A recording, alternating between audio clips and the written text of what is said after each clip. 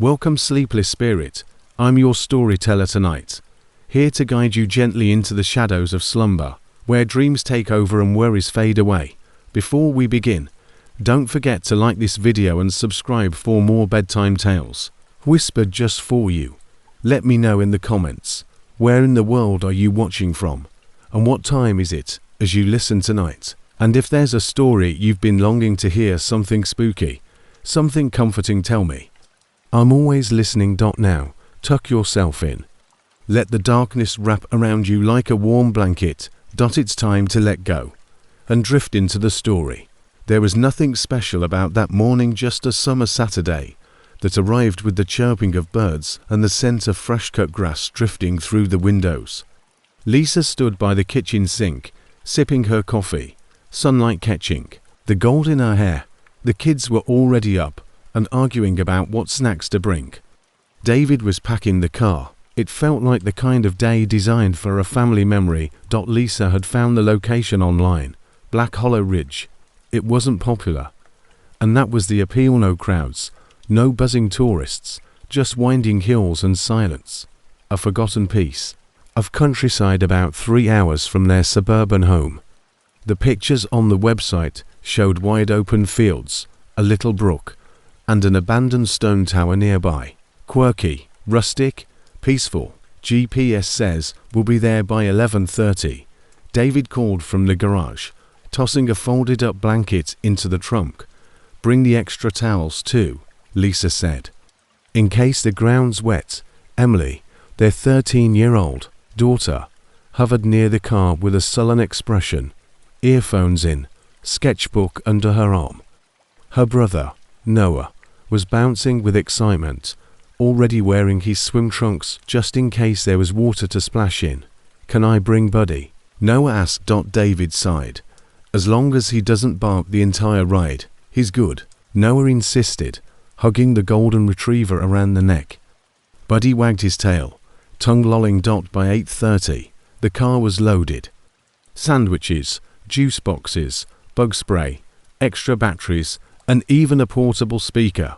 The family of 4, plus Buddy, climbed into the SUV and pulled out of the driveway, not realizing they were driving into something they would never fully understand.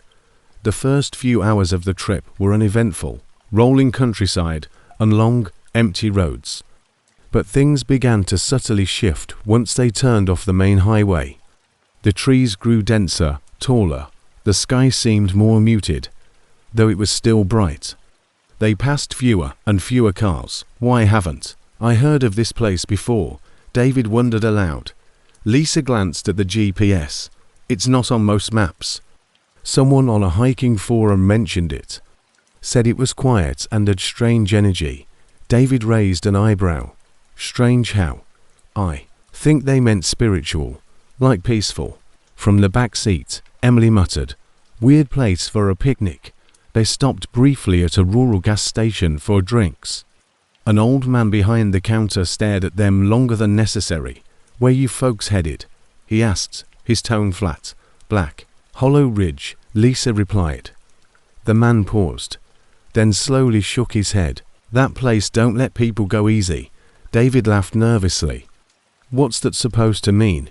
The man didn't answer. He just returned to organizing a dusty shelf of canned beans.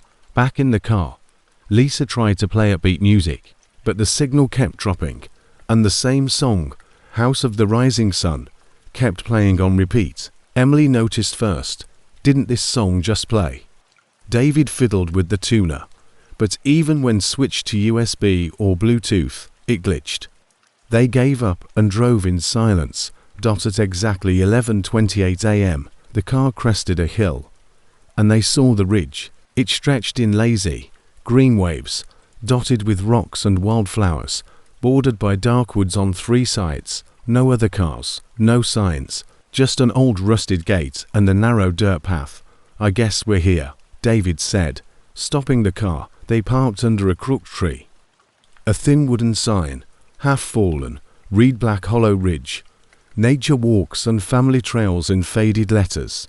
The ridge was still. That was the first thing Lisa noticed as they set up their blanket and spread out food. No wind, no rustling, just an unnatural quiet, as if sound had taken a day off. Buddy growled once at the tree line, but after a stern no from David, he lay down with his head on his paws. Something about this place feels off, Emily said quietly, sketching with her back to the woods. Don't start, Lisa said, popping open a soda. Let's enjoy it. The sun was warm, the sandwiches tasted fresh, and the view was undeniably beautiful. For a while, it felt like a normal picnic. Noah played with Buddy. Lisa napped. David took photos. Emily drew the ridge, capturing something that looked a bit darker than what was in front of them. Around 1 p.m., Noah wandered toward the edge of the clearing, following something. Noah, stay close, Lisa called. He didn't answer. Emily stood up. I'll get him. She found her brother about 20 feet into the tall grass, standing completely still. Noah. She whispered. He was listening to something. What are you doing? She's calling me, Noah said without looking at her. Emily stepped closer. Who is? He turned to her slowly. The lady in the woods. She said my name. Emily felt a cold ripple down her back. There's no one there. Noah blinked and looked confused. She was just talking. Emily grabbed his hand. Come back. Mom will be mad. Behind them, something rustled in the undergrowth, but when they turned, there was only still grass and deep green forest. Around 2 p.m., Lisa wandered farther from the picnic spot and found a low stone structure, possibly old ruins. Along the base were strange carvings, spirals, eyes, and crude stick figures arranged in a circle. As she touched one, she felt a sharp sting. Looking down, she saw a small cut on her palm, just a scratch. But when she wiped it on her jeans, the blood kept coming, slow and steady. She walked back, unease gnawing at her. Did you guys hear that? David asked when she returned. What? Children. Laughing. Everyone went quiet. The sound was gone. Lisa looked at her palm again. The cut had stopped bleeding, but the skin around it was now bruised, almost blackened. David glanced at his watch. Okay, let's start packing up. But when they gathered their things, the car keys were missing. Lisa panicked. I had them in my bag. Check again. She did twice. Nothing. They searched the entire area, even inside the cooler, under the blanket, in the bushes. David jogged to the car and cursed. What? Lisa called. Flat tires. All 4. Emily looked up. Why died? Did someone do this? There's no one here, Lisa said, more to herself than anyone. The sky was still blue, but the light had dimmed. The sun hung low, had suddenly lost interest in the day. They sat in silence on the blanket, unsure what to do next. Buddy began to growl again, this time with his back arched, for bristling. He stared at the forest, like he knew something. They didn't. Then, from the woods, a faint whisper. No war. Everyone froze. Lisa pulled Noah into her lap. Did you hear that? David grabbed a flashlight and stood up. We're leaving now. But the tires, Lisa began. We'll walk if we have to. Emily looked toward the trees and shivered. It's not going to let us. What did you say? David asked. She blinked. I don't know. As they gathered what they could carry, Lisa spotted something lying under a bush, the car keys. She picked them up and held them out to David. They were just here. He tried the key fob. The lights on the car blinked. Well, we've got that, at least. The sense of relief was short-lived. When they turned toward the car, Buddy was gone. Noah, did you let go of his leash? Lisa shouted. I didn't, the boy cried, eyes wide. From the woods came a distant bark, then silence. Then, once more, laughter. But this time, it wasn't children. It was something pretending to be. The silence that followed Buddy's disappearance was more than unsettling, it was oppressive. As if the entire forest was holding its breath. Noah clung to Lisa's side, eyes scanning the edge of the woods where Buddy had vanished. David was already moving, flashlight in hand. I'm going after him. Lisa grabbed his arm. Are you insane? It's already getting dark. You heard those sounds. It was Buddy, he said. He might be hurt. Emily looked up from her sketchbook. She hadn't even realized she'd started drawing again. Lines appeared on the page with a life of their own, forming an image she didn't want to see. Dad. Don't go in there. It's not right. Nothing's right here. He hesitated. Then, they heard it again. A bar clouder this time, desperate. Then a sharp yelp. David didn't wait. He took off into the woods. David. Lisa shouted. She started to follow, but Emily pulled her back.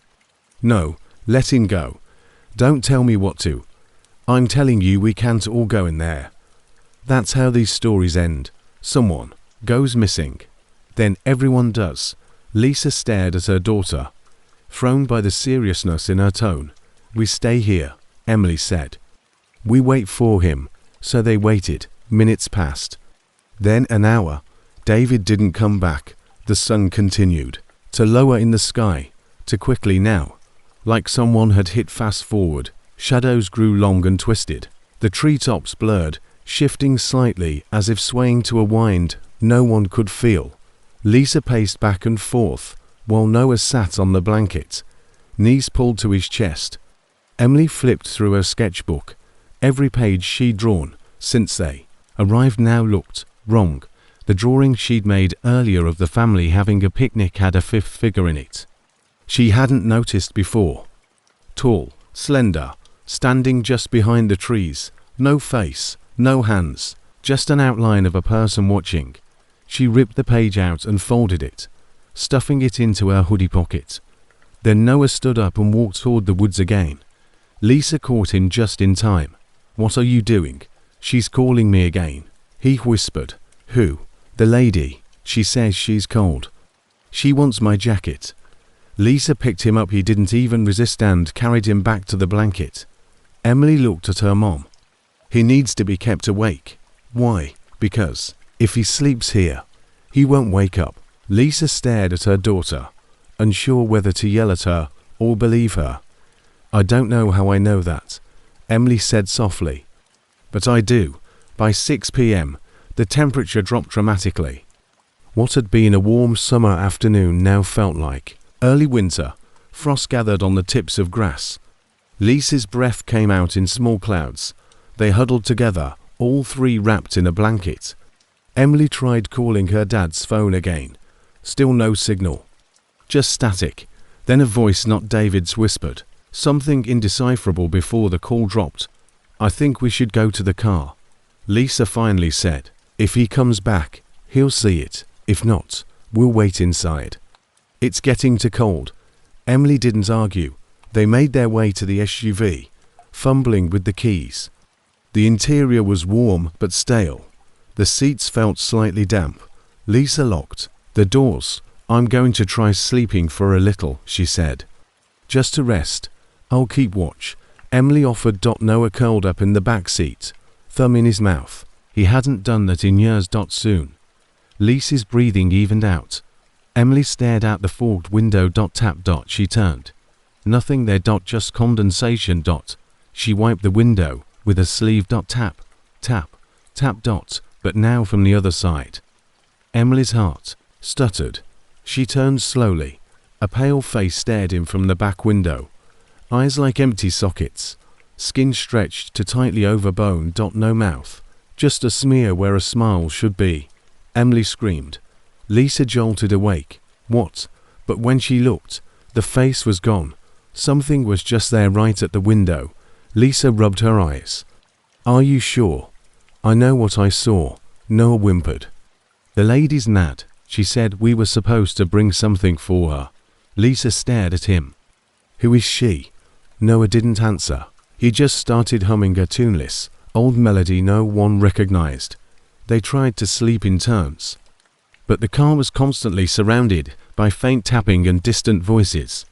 At 3:23 a.m., all four doors unlocked at once.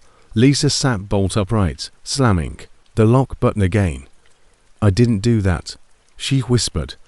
They didn't sleep after that. By morning, the world outside looked the same, but felt different.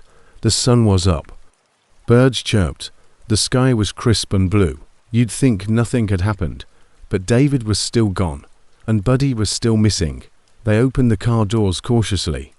Emily stepped out first, her sketchbook under her arm. Noah pointed. Look, near the blanket. Something was different. In the center of their picnic area was a pile of rocks, neatly stacked. On top was Buddy's collar. It was clean, untouched, but the tag was missing. Lisa picked it up slowly. It's like someone left it here for us. Emily glanced at the trees. I think they want us to know they're watching. Lisa turned toward her daughter, eyes wide. Who? Emily didn't answer. She was already drawing again. This time, the page showed David standing in the woods, eyes hollow, skin grey, mouth open as if screaming, but no sound came out. What are you doing? Lisa asked. I'm not doing anything, Emily said. It's just happening. Noah had wandered off again. They found him standing near the old stone carvings Lisa had touched yesterday. He was humming again, and his hand was bleeding. They bandaged the cut and took inventory. Lisa's phone had 42% battery, but still no signal. David's backpack, which he'd taken into the woods, was back on the blanket. No, Lisa said. That wasn't here last night. Inside were their uneaten sandwiches, now molded and rotten. A bottle of water filled with a dark red liquid, and David's wallet. His ID was gone. His family photos were gone. In their place was a torn photograph of a different family, a man, a woman, and two kids standing in front of a picnic table. All their faces had been scratched out. Lisa dropped the wallet. Emily picked up the photo. They were here before us. What? This family. They came here too. Maybe years ago. Maybe last week. Doesn't matter. Lisa's voice trembled. What are you saying? I don't think time works right here. Lisa stepped back. No, I don't want to hear this. Something brought us here. Mom, not you, not the GPS, not even the internet. This place. It wanted a family. Noah pointed to the sky. A single dark cloud hovered above them, swirling slowly. Emily stared up. We're being watched. They tried to leave again. The GPS said they were 2 miles from the nearest road. David had said 3 hours yesterday. Lisa and the kids walked for an hour through open fields, then hills, then more trees. Eventually, they found themselves back at the blanket. Emily checked the GPS again. It said, "You are home." Noah sat down and began to cry softly. Emily didn't try to stop him. Lisa finally broke. We need help. Real help. Rescue. Rangers. Something. There's no ranger station on the map, Emily said. Lisa grabbed her daughter's sketchbook and flipped through it in frustration. Every page now showed the ridge dots, sometimes with their family dots, sometimes without them, but always, in the background, the same figure, tall, eyeless, with 2 long arms and a head that tilted the wrong way, and always watching. The final page was blank. Until Emily picked up her pencil. The lines appeared quickly, uncontrollably. A new drawing. Family, sitting around a picnic blanket. Not their family. A new one. Smiling. Laughing. Oblivious. And in the corner of the image, just behind the trees, them. Watching. They didn't speak much after Emily's latest drawing. Lisa folded the sketchbook shut and placed it in the glove compartment of the SUV, her hands trembling. Emily didn't protest. She just stood there, gazing at the trees like she was listening to something no one else could hear. Noah sat in the grass, hugging Buddy's empty collar. He'd stopped crying, but he hadn't spoken in a while either. His lips moved slightly, but no sound came out. It was only 3 p.m., but the sun had dipped noticeably lower. Lisa checked her watch, then her phone. Both read the same time. Why is it getting dark? She whispered. It's not even evening. Emily didn't answer. She was looking up. The sky had turned an unnatural shade of grey, as though a filter had been placed over the sun. The shadows of the trees stretched longer and deeper, reaching toward the family like fingers. Then the wind picked up, but it wasn't a breeze. It came all at once, a howl, as if exhaled by something enormous. "Get in the car," Lisa said. Her voice didn't rise, but the urgency in it was unmistakable. They all climbed in. Lisa locked the doors, then pulled out the blanket from the back and wrapped it around Noah. The world outside dimmed quickly. Within minutes, it looked like twilight, then night. No stars. No moon. Just darkness. David was still gone. They tried turning the car on. Nothing. Not even a click. Lisa turned the key again. Silence. Emily stared ahead, pale-faced. "It's going to be a long night." From the back seat, Noah spoke for the first time in over an hour. "We should have brought something to give her." Lisa turned. "Give who?" "The lady. She's waiting." She was patient, but now she's getting cold. Emily put a hand on her brother's shoulder. "Noah, you're scaring Mom." "I'm just telling the truth," he said softly. Then he looked out the window. Lisa followed his gaze. Something was standing by the tree line. Too tall to be a person. Too thin. It didn't move. It didn't breathe. It only watched. The darkness pressed against the car windows like a living thing. The temperature dropped rapidly. They used all the blankets they had. Lisa tried to warm Noah with body heat. Emily wrapped her hoodie tighter around her. An hour passed. Then two. They dozed fitfully, jerking awake at every sound. A scratching at the roof. A wet breath fogging up a side window from the outside. A whisper that circled the car. "Come out. It's time." At one point, the doors all unlocked again. Lisa slammed them shut, trembling, and manually locked each one. Emily held her flashlight in one hand, white-knuckled, though the batteries were draining quickly. It was during one of these moments, right after the whispers had faded, that Lisa heard something different. Breathing. From inside the car. But it wasn't hers, wasn't Emily's, wasn't Noah's. It came from the third row. She turned slowly, heart pounding. There was nothing there. Then Noah pointed to the back seat floor. "She's under the blanket." Lisa yanked it away. Nothing. Just floor mats and scattered wrappers. Noah blinked, confused. She was there. Emily closed her eyes. "She's playing with us." Around what should have been 5:30 p.m., Lisa noticed movement outside. Someone or something was walking near the picnic site, slowly, dragging its feet. "David." She leaned forward. The figure moved unnaturally, limbs too loose, like a puppet without strings. It passed the car without looking in. Lisa held her breath. Emily whispered, "That's not Dad." Noah nodded. "It's wearing him, but it's not him." The figure stopped just past the car, turned slowly, and looked straight at them, even from a distance. Lisa saw it clearly. It was David's face, but stretched, melted. Eyes wide and unblinking. His mouth opened, too wide, and a single, rasping word emerged. "Stay." Then he turned and melted into the trees. Emily began drawing again. She didn't want to. She couldn't stop. She was sketching the thing that wore her father's skin. Its limbs were growing, splitting into branches, its face cracked into bark, and behind it, rising out of the ground, were others like it. A forest of people, twisted, rooted, and still alive. She tore the page out and shoved it into the glove box. Lisa turned to her. "Why do you keep drawing this?" "I don't choose to," Emily whispered. "It shows me what's true." "What's next? What's next?" Lisa demanded. Emily looked at her, face pale. "We don't all get out. Sometime after midnight." Though time no longer felt linear, a faint light appeared in the distance. A lantern, swinging side to side. Held by a figure approaching from the woods. Lisa was terrified. But they couldn't stay in the car forever. She got out, flashlight in one hand, flare in the other. The figure stepped into view, a man in ragged clothes, covered in mud, beard unkempt, eyes wide, but not feral.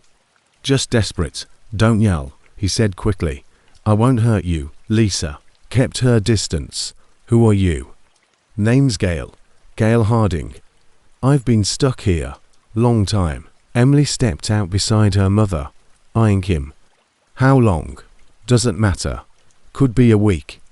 Could be 30 years. Lisa narrowed her eyes. You expect us to believe that? Gail laughed hollowly. I didn't believe it either. But look around.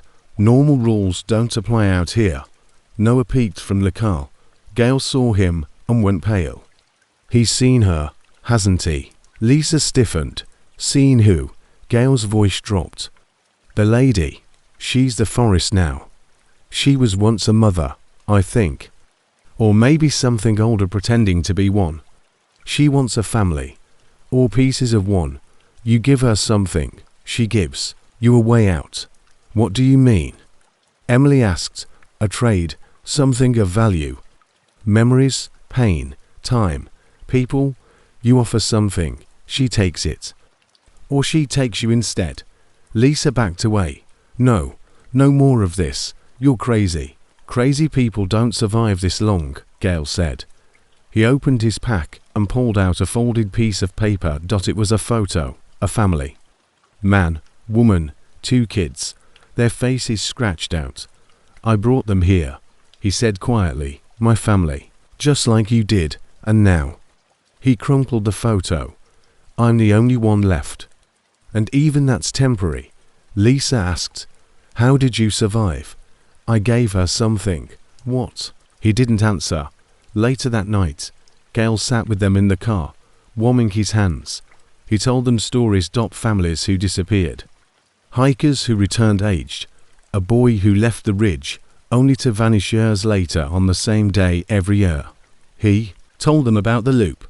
If you stay too long, you forget where you came from. Then you forget you want to leave. Then, you're just part of the place. Lisa stared at her kids. Gail noticed. That's why you need to keep reminding each other. Say your names. Say where you live. Don't stop saying it. So they did. Over. And over. My name is Lisa Hart. I'm from Plain Ridge, Illinois. My husband is David. My kids are Emily and Noah. We came here for a picnic. My name is Emily Hart. I'm 13. I live at 214 Bramble Avenue. I go to Plain Ridge Junior. Hi, my brother is Noah. Noah mumbled his version. Half asleep. They repeated it until their voices cracked. Until the dark felt a little less heavy. Until the trees stopped whispering just for a moment. But when morning came, David still hadn't returned, and neither had the sun. Just a dull grey glow above the trees. Emily opened her sketchbook again. The new drawing was of their family. 3 figures, and 4 empty graves in the woods behind them. Emily didn't remember drawing the latest picture.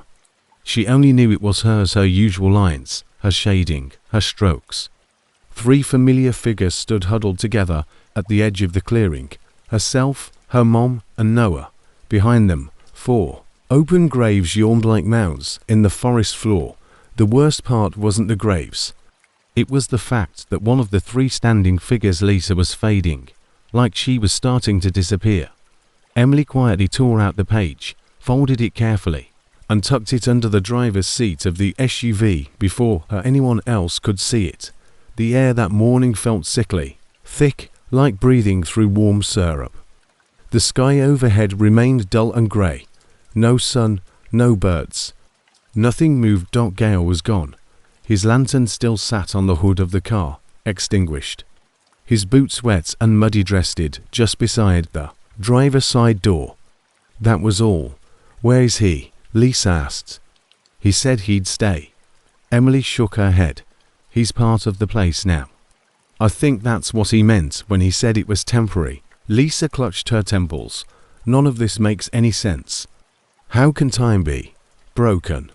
How can we still be here? I think we've been here longer than we realize, Emily said. The light lies. Noah stood near the tree line, staring into the woods. His lips were blue from the cold, but he wasn't shivering.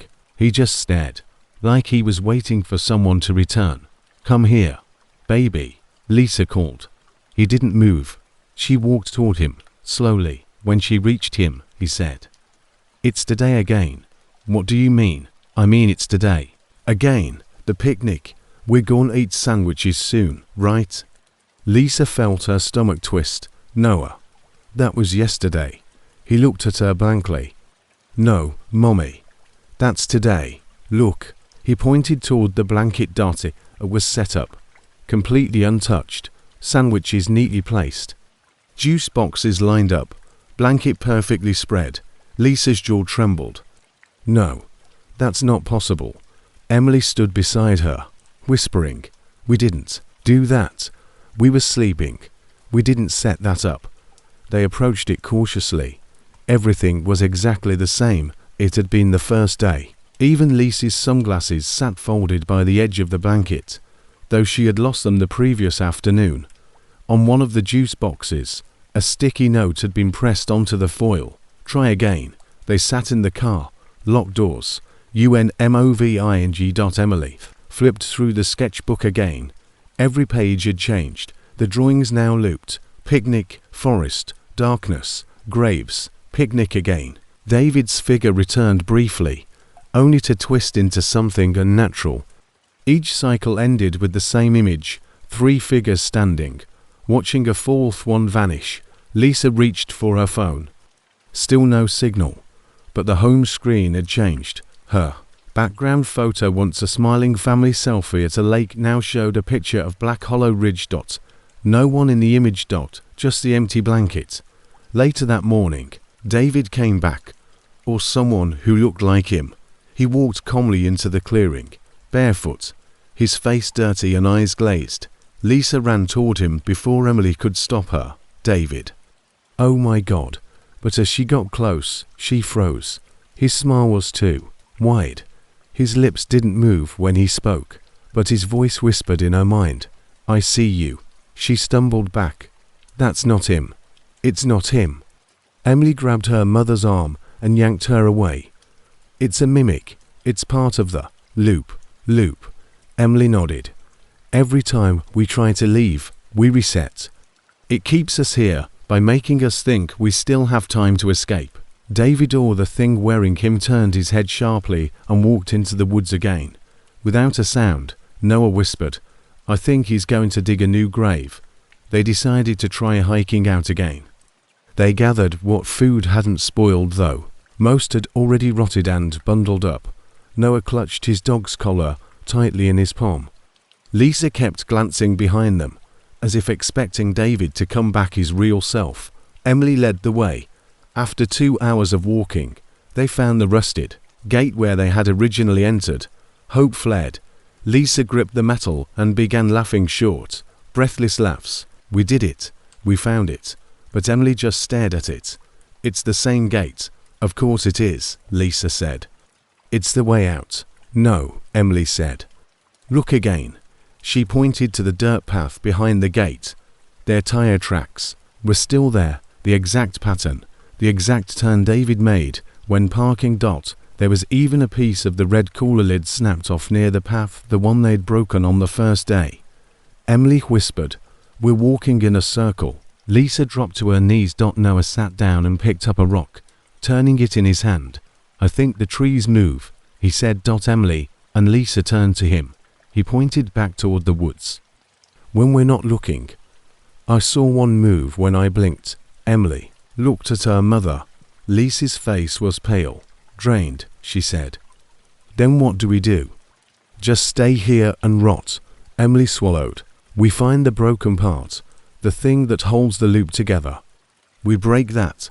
How?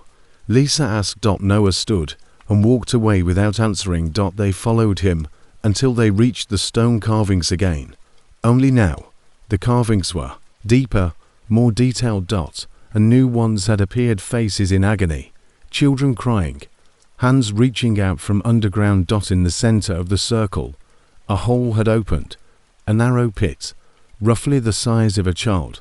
Noah, Lisa shouted. He was standing right at the edge. He looked down, completely calm. She's under there, he said. She's waiting. She said she'll stop if we give her what she wants. Emily stepped beside him. What does she want? He looked at his sister. You, or me, or Mom.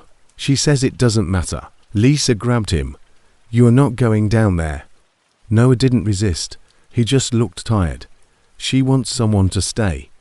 Emily stared at the pit. Her fingers reached into her hoodie pocket. She pulled out one of the folded drawings, the one with the three of them standing beside the picnic blanket, with a fourth grave behind them. Back at the car, the supplies had changed again. The blanket was clean. Fresh sandwiches sat wrapped in plastic, a juice box with David's name on it. But David hadn't returned. Lisa dropped the food on the ground. We're being mocked, toyed with. Emily stared at the items. It's not just a loop. It's a feeding cycle. What? She feeds off what we lose: time, memory, love. The longer we stay, the more she takes. Lisa looked at her daughter, horrified. So what now? What do we do? Emily didn't answer. She stared into the woods. Then she said, we prepare to give her something back. That night, the dreams came. Lisa dreamed of being buried alive, tiny hands patting the dirt above her, while a lullaby played softly. Emily dreamed of an empty school hallway, where every locker opened and screamed her name. Ara dreamed of Buddy only. His body was stitched wrong, and his bark came out in David's voice. When they awoke, it was still the same grey light, still the same day, still the same moment. The GPS said, you are home. Emily walked away from the car without a word, into the forest. Lisa called after her, but she didn't turn. Emily walked deeper, past the rocks, past the pit, through the trees, until she reached it, a clearing where the sky above was completely black. Dead quiet. In the center was a crooked wooden swing, moving slowly. A woman sat on it, hair hanging over her face, hands folded on her lap. She didn't look up, but Emily heard her voice clearly. Leave someone behind, or everyone stays. Emily swallowed, then whispered, what if I offer something else? The woman tilted her head, a soft creak. The trees rustled. Emily reached into her pocket and pulled out a sketchbook. And held it up. Emily returned from the woods, with her sketchbook pressed tightly to her chest. Her face was pale, her eyes rimmed red, but she didn't speak. Not right away. Lisa ran to her, clutching her by the shoulders. Where did you go? You scared me to death. I had to see her. Emily whispered. Who? She's real, Mom. She's always been real. The lady, I saw her sitting on a swing, waiting. Lisa looked shaken. You shouldn't have gone alone. You could have. Emily interrupted, still breathless. She spoke to me. She said we're on borrowed time. If we don't give her something soon, she'd take everything. Noah, sitting nearby on a mossy rock, hugged Buddy's collar like a security blanket. She's not patient anymore, he said. She's getting angry. The wind picked up. A sharp breeze hissed through the trees like a warning. Leaves spiraled in the air and fell at their feet. Then suddenly a voice called from beyond the ridge. Hello. They froze. Hello. Anyone there? Lisa turned sharply. A man was walking toward them, stepping out of the woods. His clothes were torn and filthy, but he walked upright with urgency. He looked like he hadn't shaved in weeks. A thick scarf hung around his neck, a walking stick in one hand. Dirt stained his hands and boots, but his eyes were alert. Wait. Lisa stepped forward. We're here. The man spotted them and picked up his pace. When he reached them, he dropped to his knees and exhaled like he'd been holding his breath for years. My God, real people, he muttered. You're real. Emily stepped between the man and her family. Who are you? The man met her eyes. Gail Watson. I've been stuck here for a long time. Lisa narrowed her eyes. We met someone named Gail already. His eyes widened. What? Emily said softly. He had a lantern. Scruffy beard. Said he came here with his family once. Gail went pale. That wasn't me.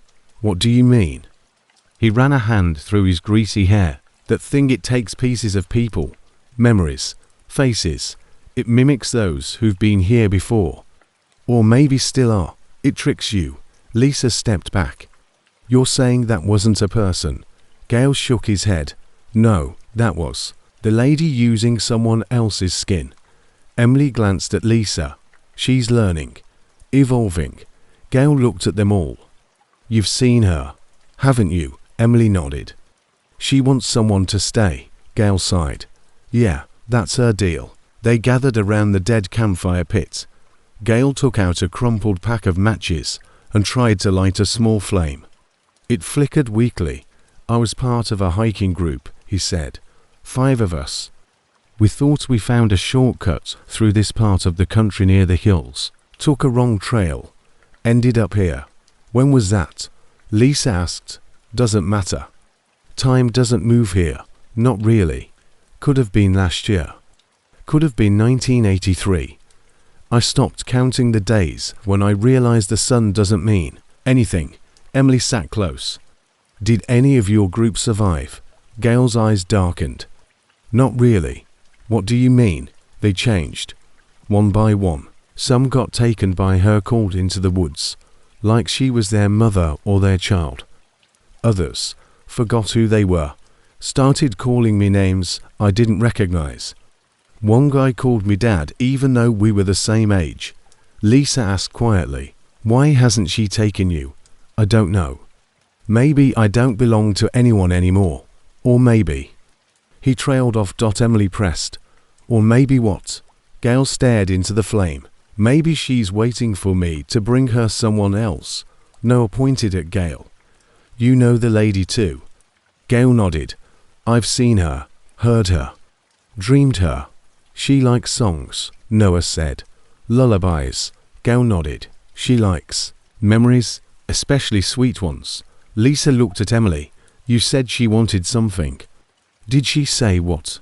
She just said someone has to stay. But I offered her something else. Gail looked sharply at her. What? Emily hesitated. My sketchbook. Your drawings, she nodded. They're not just drawings, they show her. Or what's coming? Gail leaned in. Then that's valuable to her. I mean, that's a piece of your mind. Your fear. Emily reached into her hoodie and showed him a page, the one she had drawn of the family surrounded by shadow figures. Gail exhaled. She's feeding on your imagination, Lisa said, but she didn't take the book. Emily still has it. Gail shook his head. She doesn't want that one gift. She wants a choice. It has to hurt. It has to mean something. Emily looked at her mom. She doesn't want a drawing. She wants a person. Later. Gail led them to a shallow clearing deep in the woods. There, he showed them something that made Lisa's stomach turn. A pit, not natural. Dug by hand. Inside were items, old shoes, children's backpacks, rotting teddy bears, a decaying camera with broken film. Each family left something, Gail said. She makes them choose. Lisa stepped closer, numb. All these people, they were just like you, Gail said. Some walked in willingly. Some were dragged. A few tried to fight. Didn't work. Emily spotted something near the edge of the pit. A photograph. She picked it up. A family of 4. 2 adults. 2 kids standing beside a car, but the faces were smudged, and one of the children was circled in red ink. Emily whispered, "This is her ritual." Gail nodded. "She needs to be chosen, the one who stays. That's the only way she accepts it." Lisa snapped, "That's not happening. I'm not giving her one of my children." "Then she take them both," Gail said simply. That night, the ridge was alive with movement. Shadows flickered without source. Emily heard whispers from beneath the ground. Noah woke from sleep and began humming a lullaby. Lisa watched Gail pace in front of the dying fire, his eyes darting toward the forest again and again. "She's closer now," he muttered. "Watching," Emily said. "You came back here for a reason, didn't you?" Gail paused. "Yes, to offer her someone else." He didn't answer. Lisa stood. "You brought us here." "No," he said. "Hands up. I didn't know anyone was here, I swear. But when I saw your kids, I thought maybe she'd let me go." Emily stepped between them. "It doesn't matter. She already knows we're here. And she's going to take one of us unless we find another way." Gail's face twisted. "There is no other way. I've tried. I've dug tunnels, built traps, set fires, nothing works. She's not human. Emily raised her sketchbook. She's not the only one with power. Gail laughed bitterly. You think a pencil is going to stop her? Emily's eyes burned. Maybe, maybe not. But I'm not choosing anyone. They stayed awake, huddled together, watching the forest. At exactly 3:33 a.m., the trees parted. And the lady stepped out. Not as a monster, not this time. She looked like a woman. Pale, beautiful, ancient. Her dress was torn white lace, trailing behind her like mist. Her face was hidden beneath long black hair. She walked slowly. Each step made the ground tremble slightly. Lisa covered Noah's eyes. The lady stopped just short of the clearing, then lifted a single, long finger and pointed directly at Emily. The choice had been made. Emily didn't move when the lady pointed at her. Lisa screamed, raw and primal, rushing forward instinctively. But the moment she crossed the circle of dead leaves surrounding the clearing, a wall of freezing air blasted outward. It knocked her back 10 feet, landing hard on the ground beside Noah. Emily stood her ground. I'm not afraid of you, she whispered. The lady didn't speak. She didn't have to. The forest groaned behind her, the trees twisting as if reacting to her presence. The darkness grew denser. The sky, if it could even be called that anymore, began to bleed a sickly maroon. Gail stepped beside Emily. Don't. She won't let you go. I'm not trying to go, Emily said. She pull you into the earth, make you part of the forest. Emily looked him dead in the eye. She already has. Then she turned to her mother. I think I know what she wants, and it's not me. Lisa scrambled up. You think I'm letting you? She's not after a person, Emily said. She's after grief, suffering, loss. Gail's eyes widened. That's why she makes people choose. So the pain is willing, Emily nodded. The loop isn't a trap, it's a ritual. A harvesting cycle. Lisa was shaking. No, I won't lose you. Emily stepped closer to the lady. The forest trembled. I won't give myself to you, she said loudly, but I'll offer something else. She pulled her sketchbook from her hoodie. This. The lady tilted her head. Emily opened the book. Page by page, she flipped through, showing the pictures, the horror, the grief, the grotesque evolution of her own trauma. You fed off us, Emily said. But now I'm feeding you on purpose. The lady took a step closer. Lisa screamed. Emily, stop. Come back. Gail held her back. Wait. Just wait. The lady extended a hand. Long, pale fingers with nails like needles. Emily handed her the sketchbook. The moment the lady touched it, a shockwave rippled through the trees. Birds that hadn't been heard in days exploded from the canopy. The ground cracked. Noah screamed, covering his ears. The lady turned the pages. Then she looked up. No face. Just a hollow void of shadow beneath the hair. But they all heard her voice inside their heads. Not enough. Emily's knees buckled. Then take me. Not them. Lisa broke free from Gail and ran forward. No. Me. Take me instead. Noah, in a tiny voice. I'll go too. The lady's hand lowered. 3 offers, all made willingly, and the forest fell silent. Then, the lady turned and walked away. The trees unwound. The sky began to fade back to pale grey. The air warmed. Emily collapsed to her knees, sobbing. Lisa clutched her daughter. I thought I lost you. I thought we gave her what she wanted. Emily whispered. No one died, Gail said. But you offered. That's what matters. The offering. He looked stunned. I've never seen that happen before. Emily looked at him. You've never seen a family refuse to choose? No, he said. Never. That night, the ridge changed. The trail reappeared. The gate rusted open. The card had 4 days now, blinked with fresh battery life. The gas tank read half full. Noah found Buddy's collar on the passenger seat. A single paw print was burned into the leather. They packed silently. Emily drew one last picture. The ridge, empty now. The picnic blanket faded. No graves. Just stillness.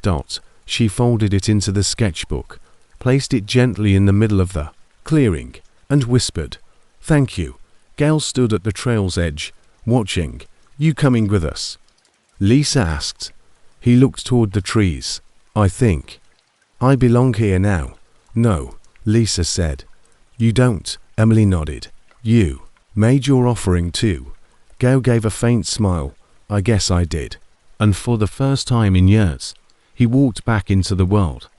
They left Black Hollow Ridge as the sun rose behind them. Real sunlight, not the twisted glow of the place they had escaped. Noah leaned his head on Lisa's shoulder in the back seat. "Are we going home now?" "Yes, baby," she said. And yet, they all knew a part of them never would. The drive home was quiet. Quiet. The kind of quiet that settles not because things are calm but because everyone is afraid to speak.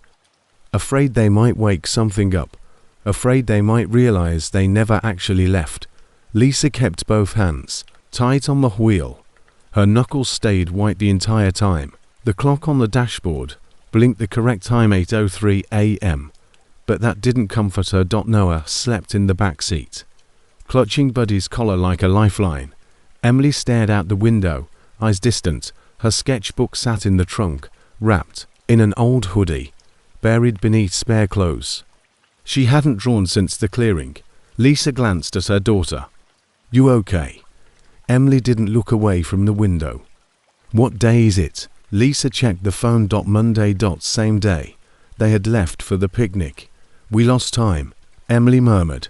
Lisa swallowed hard. Or maybe it just gave it back. When they pulled into the driveway, something was off. The lawn had been freshly mowed, newspapers stacked neatly on the porch. The potted plants, which Lisa distinctly remembered leaving dry and wilted, were now blooming. And the front door was unlocked. Lisa stepped out of the car, pulse racing. Did someone house sit? Emily shook her head. "We didn't ask anyone inside." The lights were on. The air smelled like lemons and lavender. Noah ran to the living room. "TV's working," he shouted. "Look, it's cartoons." Lisa opened the fridge, fully stocked. Eggs, milk, fruit, fresh. A small post-it note on the inside read, "Welcome back." She backed away. Emily was already at the hallway closet, inspecting their jackets. "Did we come back before we left?" "No," Lisa whispered. "Someone's been here. Someone or something." That night, they all slept in the same room.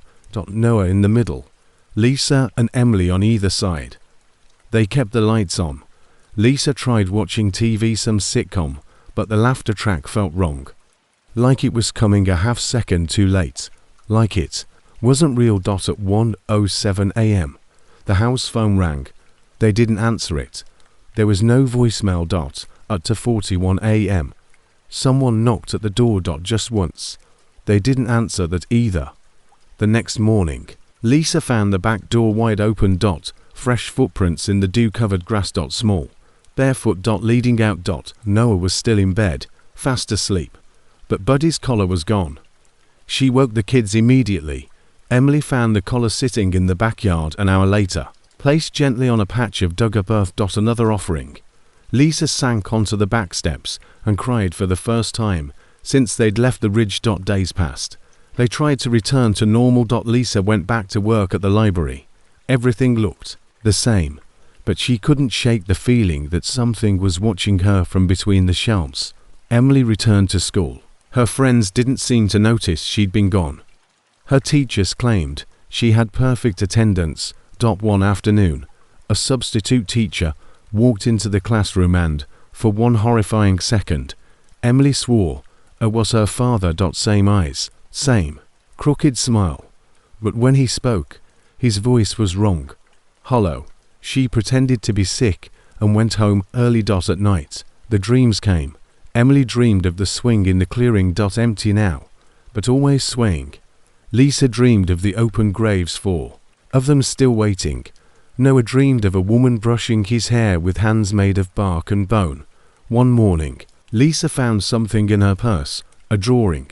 She hadn't put it there. It was a child's sketch, A stick figure family sitting by a picnic blanket, but only 3 people, and in the corner, a tall, faceless figure behind a tree. The caption, written in Noah's handwriting, read, "She's still hungry." They considered leaving town, starting over.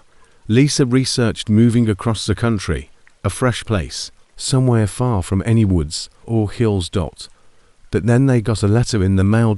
No return address. Inside was a photo. Was them Lisa, Emily, and Noah standing by their car. Taken from behind. The ridge barely visible in the distance. On the back, it simply read, "You came back. You can come again." Lisa burned the letter. One night, Emily finally opened her sketchbook. Every page was blank. Except the last one. A new drawing had appeared. She didn't remember making. It showed their house. Normal on the outside. But underneath it, like the cross-section of a dollhouse, was the forest. Black hollow ridge.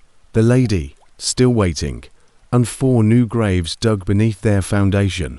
That night, the knocking returned, only this time, it didn't stop. The knocking wouldn't stop. Soft at first, then faster, harder, like a child demanding entry, then something older, something angry. Knock. Lisa stood frozen in the hallway, staring at the front door. It was almost 3 a.m. The lights flickered overhead. The house creaked as if holding its breath. She reached for her phone. No signal. Not even WI-V. Emily sat at the top of the stairs, clutching the sketchbook. She hadn't spoken in hours, but her fingers were stained with pencil again. New drawings she didn't remember making. In one of them, a figure stood outside their house, facing the door. Just like now, Lisa moved to the door slowly, whispering, "Don't open it. Don't open it." Then came the whisper through the keyhole. "It's me." Her hand froze on the doorknob. David's voice. Soft, familiar. "Liz, open the door. I finally found you." Her eyes welled up. David, Noah, appeared at the hallway's edge, his stuffed bear in hand. Emily rose to her feet. "Don't."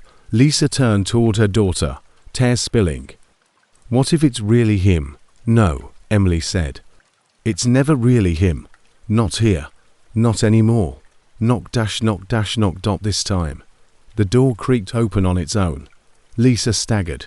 Back. The hallway beyond it was different, longer, too long, stretching impossibly far. Lit by flickering lanterns on hooks carved into the walls. The floorboards looked old, wet, black. From deep inside the hall came the sound of something dragging. And a lullaby. Faint. Off key. Emily stepped beside her mom and whispered, "It's not a hallway, it's a tunnel." Noah hid behind them. "We're not home anymore, are we?" Lisa stared into the darkness. "No," she whispered. "We brought it back with us." They didn't go in, not yet. Instead, they watched. And slowly, the hallway receded like a memory, unraveling until the door closed gently on its own. They waited until sunrise. No one slept. In the morning, the house seemed normal again. To normal. The door was shut, bolted. No sign of the hallway, but in the basement. They found the stairs going deeper than they ever had before. Lisa had never paid much attention to the basement. Just an unfinished concrete space, washer, dryer, a few storage bins. But now the steps kept going, past the concrete, into soil, then rock. The air grew colder the deeper they went. Emily held the flashlight. Her hands were shaking. Noah whispered, "We shouldn't be here." Lisa nodded. "We're just looking." About 20 feet down, they stopped. There, carved into the wall, was a single word, "Offering." Beneath it, 7 handprints, all small. Children. Lisa turned back toward the stairs and nearly screamed. The way they came was gone, just earth, a solid wall of stone where the staircase had been. Noah screamed. Emily tried to back up, flashlight darting wildly, but then she stopped. "I think I know what this is." Lisa was panicking. "We're trapped." "No," Emily said slowly. "We're inside her. The ridge, the lady. This is her nest." And from the darkness came the voice again. You didn't choose. The chamber lit up around them not with bulbs, but with a dim reddish glow pulsing from the walls themselves. Roots snaked through the soil, pulsing like veins. Embedded in the walls were bones, some small, some not. A crib sat in one corner, rotted and half collapsed. Inside, a child's blanket, so clean it looked untouched by time. Lisa backed against the wall, breathing in shallow gasps. We have to wake up. We have to get out. Noah dropped to his knees, covering his ears. She's in my head. Emily knelt beside him. I know, me too. And then a voice clearer now. Fuller filled the chamber. A mother who does not choose, loses all. Lisa stood up. She faced the wall, where the voice seemed to come from. If you want someone, take Emmy, she shouted. Just me. Leave them. Emily looked up sharply. Mom, no. Lisa stepped forward. You want pain? I have it. You want loss? Take me. Just let my kids go.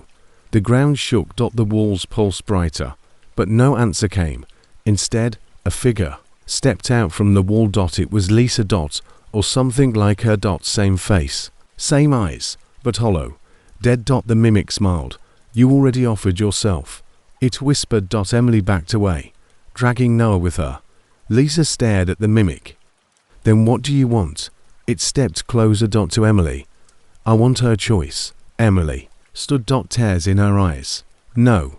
The mimic tilted its head.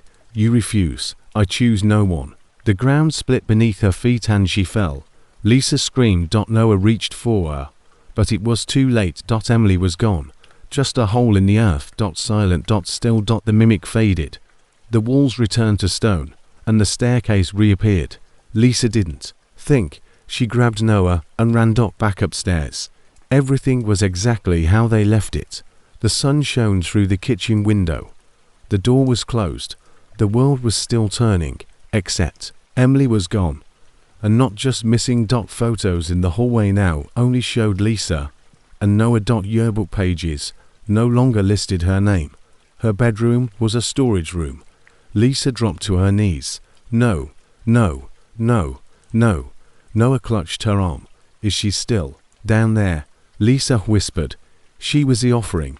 That night, Lisa found a new drawing taped to the fridge, Emily's style, a swing in the woods, and a single figure on it. Hair covering her face. Underneath, 3 words, I chose me. Lisa watched the swing through the window. It hadn't been there yesterday. There was no swing set in their backyard. But now, a lone wooden seat hung from 2 ropes attached to nothing, just hanging midair, moving slowly even when the wind was still. She didn't ask how it got there. She already knew. It had been a week since Emily vanished, a week since her name disappeared from school records, from family photos, from every digital footprint. Lisa had gone to the police. They found nothing. Even her birth certificate was gone. When Lisa mentioned her daughter, people gave her blank stares. One even asked, "Are you sure you had 2 kids?" She started screaming at strangers. That's when the hospital took her in overnight. But when she came home the next day, the swing was waiting, and on the kitchen counter sat a folded drawing, Emily's hand. The sketch showed their house only. It was buried beneath a forest. The words underneath read, I'm not gone. I'm waiting. Noah never spoke about the basement. He wouldn't go near the back door. He slept in Lisa's bed every night, arms around her waist like a lifeline. When he did speak, it was usually in his sleep, and the words were strange. Sometimes they were lullabies, other times they were questions. Why didn't she pick me?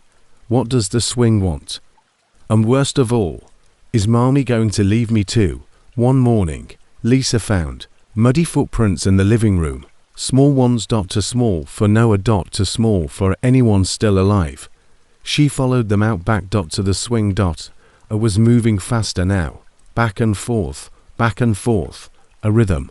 She stared at it for almost an hour.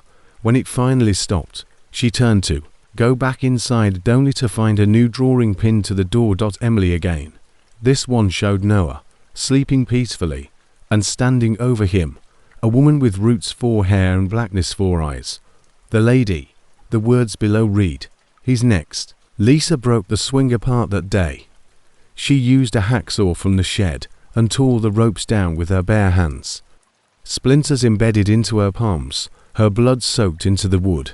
She buried every piece in a trash bag, sealed with duct tape, and drove it 30 miles out of town to a dump. She watched the bag disappear under a mountain of waste and metal. When she returned home, the swing was back. Same spot, still swaying. And on the seat Emily's old sketchbook. Lisa opened it. Every page was full again, not drawings of their time on the ridge, but predictions. One showed the house burning. Another showed her lying in bed, eyes open, while Noah stood at the window, whispering to someone outside. Another showed 4 figures as a picnic blanket. Again David, Lisa, Noah, and Emily, but all of them were drawn as skeletons. At the bottom of the page, Emily had written, "We never left. We only bought time." Lisa tried to leave town. She packed a bag for herself and Noah, locked up the house, and drove until she hit the highway. But every road sign eventually pointed to Black Hollow Ridge. Even when they weren't anywhere near it, the car ran out of gas just outside a small town that didn't appear on any map. Lisa checked the phone. No service. She checked the passenger seat. Emily's sketchbook was there again. She hadn't brought it. Noah began to hum. Soft, repetitive, a lullaby. Lisa turned to him. "Where did you learn that?" "She taught me," he said. "Who?" "The swing." Lisa gripped the steering wheel. "Noah, we need to forget her. We need to stop talking about. She's coming," he whispered. "Tonight." Lisa shook her head. "We're going to keep driving. We'll find a place she can't reach us." But Noah only stared out the window. "The woods are everywhere now," he said. That night, Lisa woke up in the car to the sound of branches scraping the windows. She looked outside. They were parked in the middle of the clearing. Black Hollow Ridge. The forest surrounded them. The sky above was maroon again. And in the trees, something was swinging. Back and forth, back and forth. Noah sat up beside her. "It's time," he whispered. They stepped out of the car together. The swing waited for them, and Emily was sitting on it. She looked exactly the same hoodie, same hair, same eyes, only now, her eyes glowed faintly, not evil, not monstrous, but changed. "Hi, Mom," she said. Lisa fell to her knees. "Emily, I chose me," she said again, "and she let me stay." "But she's not finished," Lisa sobbed. "I'll do anything. Just let you come home. Let us be a family again." Emily's expression didn't change. "She's not asking anymore. She's coming." Lisa clutched her son's hand tightly. Emily stepped off the swing and pointed at Noah. "Noah." The clearing was cold. Lisa's breath came out in ragged clouds. Emily stood before them, eyes glowing with the same pale fire that had consumed the ridge. Noah whimpered. Lisa stepped between them. "This ends tonight." Emily smiled a slow, eerie smile. "You can't end it. It's us, the picnic, the never-ending day." Lisa's heart shattered. "No," she said fiercely. "It was never about the ridge. It was about us, our family, and what we refused to face." Emily's voice dropped. The grief, the guilt, the sacrifices. Noah looked up at her. "Mommy, why did you leave me?" Lisa's voice broke. "I didn't. I never will." Emily shook her head. "You did. We all do." She stepped closer. The forest around them blurred. Lisa felt the weight of all the lost time, the forgotten names, the endless days folding into each other. "I chose me," Emily whispered. "Then so do I." Lisa pulled Noah close. She reached into her pocket and pulled out the last page of the sketchbook, the one where she had drawn the picnic blanket, the graves, and the 4 figures. She held it high. "I offer myself," she said. "But not as a victim, as a mother." Emily's glowing eyes flickered. "Your sacrifice breaks the loop," Gail's voice echoed from the shadows. "But the price is yours." Lisa took a step forward. The ground opened beneath her feet. The forest sighed. The lady emerged not as a monster, but as a mother mourning her own lost children. "Your love and grief bind this place," she said softly. But it's time. Emily's glow faded. Noah clung to Lisa's hand, and the sun broke through the clouds. The picnic blanket vanished. The graves filled. The forest still. Lisa woke up in her bed. Noah asleep beside her. Emily was gone, but the weight was lifted. The endless day had ended. Months later, Lisa visited the ridge one last time. No footprints. No swing.